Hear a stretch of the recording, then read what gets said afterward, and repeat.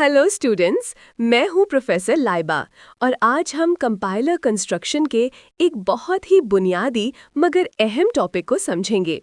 कभी सोचा है कि जब आप कोड लिखते हैं तो कंपाइलर उसको समझता कैसे है? वो पहला कदम क्या है? आज हम उसी कदम यानी लेक्सिकल एनालिसिस की कोर कॉन्सेप्ट्स, रेगुलर एक्सप्रेशंस और फाइनाइट ऑटोमेटा के बारे में बात करेंगे। तो रेगुलर एक्सप्रेशन आखिर है क्या? आसान लफ्ज़ों में ये एक पैटर्न लिखने का तरीका है।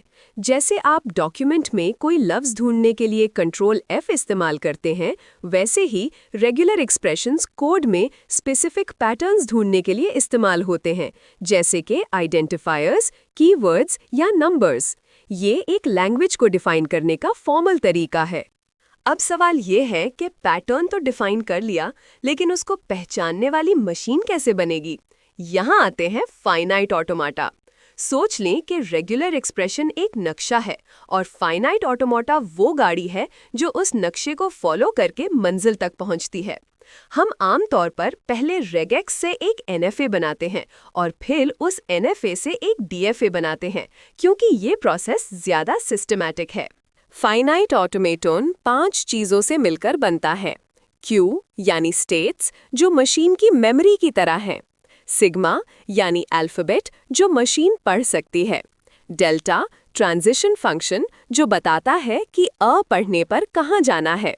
क्यू नॉट यानी स्टार्ट स्टेट, जहाँ से सफ़र शुरू होता है।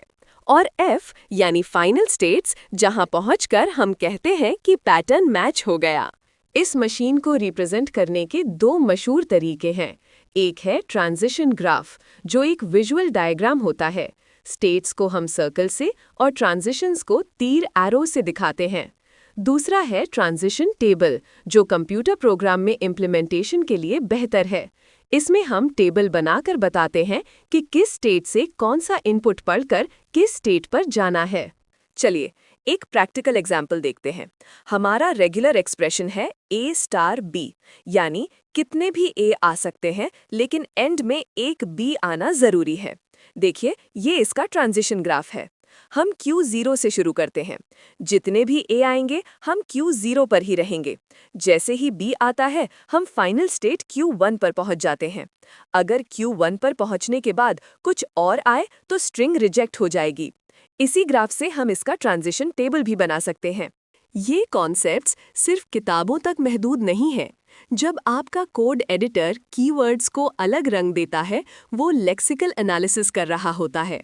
सर्च इंजिन्स, नेटवर्क राउटर्स और यहाँ तक के DNA एनालिसिस में भी पैटर्न मैचिंग के लिए इन्हीं बुनियादी उसूलों का इस्तेमाल होता है।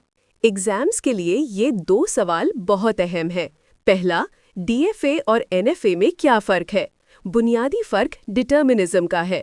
DFA में हर मूव पहले से तय होता है, जबकि NFA में चॉइसेस हो सकती हैं। दूसरा, ट्रांजिशन टेबल का क्या मकसद है? इसका मकसद मशीन को कोड में इम्प्लीमेंट करना है। ये एक सिंपल लुकअप टेबल की तरह काम करता है। तो आज के लेक्चर का खुलासा ये है, रेगुलर एक्सप्रेशंस पैटर्न बताते हैं।